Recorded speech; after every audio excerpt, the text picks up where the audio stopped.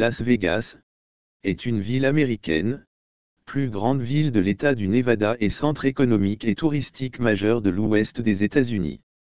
En 2017, elle compte une population de 648 224 habitants. Elle est située au milieu du désert des Mojaves, le plus sec des 4 déserts nord-américains, dans le comté de Clark. Les Mormons fondent la ville en 1855, qui devient au début du XXe siècle une bourgade agricole. Grâce aux lois libérales en matière de jeux de l'État, la ville acquiert une renommée mondiale pour ses casinos. En raison de la grande capacité hôtelière de la ville, 149 422 chambres d'hôtel en 2019, derrière Londres au classement mondial, elle est aussi un endroit de choix pour l'organisation de grands congrès. Las Vegas est également le temple du shopping, en particulier avec ses grands centres commerciaux, le Fashion Show Mall, étant situé sur le Las Vegas Strip.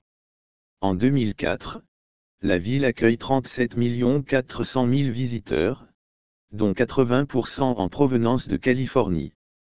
Las Vegas est la ville siège de son comté, et ce depuis sa création en 1909, mais n'est pas la capitale de l'État, qui est Carson City. Elle est également le siège d'un diocèse catholique. La population de son agglomération est multipliée par 3 en 20 ans, et compte 1 951 269 habitants en 2010.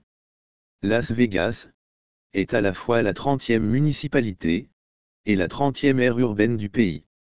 L'agglomération de Las Vegas ne correspond pas à l'aire métropolitaine, MSA, son territoire couvre 1906 km² environ, rassemblant 1 868 220 habitants, sur les 1 951 269 que l'aire métropolitaine, comté de Clark, compte. Une douzaine de communes composent l'agglomération, Enterprise, North Las Vegas, Spring Valley, Winchester, Paradise, Boulder City et Anderson. L'aire métropolitaine élargie, CSA, couvre 2 comtés, Clark et Nye, soit 67 487 km² pour une population de 2 13 326 habitants. Histoire et origine de Las Vegas, 1859 à 1955. Las Vegas n'est à l'origine qu'un simple lieu-dit marécageux, alimenté par des sources artésiennes jaillissant au milieu du désert. En 1829, l'explorateur et marchand mexicain Antonio Armijo conduit une caravane de 60 hommes le long de l'Old Spanish Trail, pour établir une route commerciale entre le Nouveau-Mexique et Los Angeles. Un de ses éclaireurs, Rafael Rivera, à la recherche de sources d'eau, découvre le lieu, nommé Las Vegas, ce qui signifie « les prairies », les prés ou les vallées fertiles, en raison de l'eau présente dans le sous-sol. En 1855, Brigham Young, président de l'Église de Jésus-Christ des Saints des Derniers Jours, y conduit un groupe de 30 missionnaires afin de convertir les indigènes Paiutes au mormonisme. Des fermiers mormons construisent un fort, et s'y établissent de manière permanente. Face à des récoltes insuffisantes et la révolte des indigènes, les Mormons abandonnent le site en 1857, en pleine guerre de l'Utah. L'armée américaine investit le fort, le rebaptisant Fort Baker, en 1864. Grâce aux sources d'eau, Las Vegas devient une étape sur la route entre Los Angeles et Albuquerque. Une voie de chemin de fer y passe, désenclavant le hameau.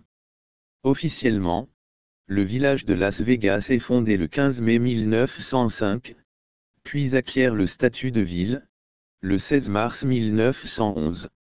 L'enseigne à l'entrée de la ville, Welcome to Fabulous Las Vegas, c'est-à-dire, bienvenue à la fabuleuse Las Vegas. 2 événements contribuent au développement de la ville au début des années 1930, l'aménagement du barrage Hoover, situé à une 50aine de kilomètres au sud, la ville de Las Vegas ayant fait pression pour être le quartier général de la construction du barrage, et la légalisation des jeux d'argent en 1931. Las Vegas est également colonisée par des peuples, dit libre de cow-boys et de Cheyennes. La prostitution se développe et la ville gagne en notoriété lorsque des investisseurs, notamment des grandes figures de la mafia, comme Bagsi Siegel ou Meyer Lansky, construisent des hôtels-casinos dans le centre-ville et sur le Strip, après la Seconde Guerre mondiale. Le Flamingo est l'un des premiers en 1946 suivi par le Desert Inn, 1950, le Bignon S, 1951, le Sahara, 1952, l'Hacienda, 1956, ou le Tropicana, 1957, le Mirage devient en 1989 le premier vrai complexe hôtelier à Las Vegas. La ville devient, Sin City, la ville du péché, et City Without Clocks, la ville sans horloge, les casinos n'ayant ni fenêtre ni horloge afin de ne pas distraire les joueurs. Dans les années 1970 à 1980, le tourisme de masse augmente et contribue à la croissance économique de la ville, notamment grâce au titan des casinos Howard Hughes et Steve Wynn. Dans les années 1980 à 1990, elle devient un centre de convention. Mafia et casino. Derrière ces investisseurs, se cachent parfois des personnalités du crime organisé de la côte Est, telles que Bagsi Siegel ou Meyer Lansky. Aux États-Unis, un certain nombre de caisses de retraite sont en effet gérées par des syndicats noyautés par la pègre. Ainsi, dans les années 1940 à 1970, la mafia s'est retrouvée à la tête de millions de dollars, issus soit des caisses de retraite, soit de ces trafics. Millions de dollars qu'il fallait blanchir ou faire fructifier, et si possible les deux en même temps. L'option casino a été très vite retenue, tout se fait en liquide et dans des proportions telles que la comptabilité est affaire de souplesse. Au départ, la mafia préférait Cuba, et les débuts du Flamingo, l'hôtel casino lancé en 1946 par Bagsi Siegel furent difficiles. En effet, Cuba présentait, à la fin des années 1940, d'énormes avantages, extraterritorialité, alliance tacite avec le pouvoir politique local et la CIA afin de maintenir l'île dans l'orbite américaine, proximité immédiate de la côte Est, de loin la région des États-Unis la plus peuplée à cette époque. En 1959, la chute de Batista, renversée par Fidel Castro, marqua la fin de cette ère de prospérité, la mafia se rabattit donc sur Las Vegas. Toutefois, tant en matière artistique que hôtelière, cette époque mafieuse est reconnue comme plus raffinée que dans la période 1970 à 1990. Les hôtels à dimension humaine alliaient le chic et le luxe à un service irréprochable, et les plus grandes stars du moment se produisaient à Las Vegas. L'exemple le plus connu en est d'ailleurs le fameux Rapac, Frank Sinatra et sa bande de rats, Dean Martin, Sammy Davis Jr., Peter Lawford, beau-frère de John Fitzgerald Kennedy, et parfois Joe Bishop, ou Shirley MacLaine, improvisaient tous les soirs sur la scène de la Coppa Room de l'Hôtel Sands, détruit depuis. À la même période s'y produisait régulièrement le duo comique Bennett and Hudson. Le King Elvis Presley se produisit à l'International Hotel, Hilton Hotel, de 1969 à 1977 dans plus de 500 shows. Plus récemment, Céline Dion a présenté pendant 5 ans au Caesars Palace le spectacle A New Day, qui s'est terminé le samedi 15 décembre 2007. Il aura attiré plus de 3 millions de spectateurs, et aura rapporté 450 millions de dollars de recettes.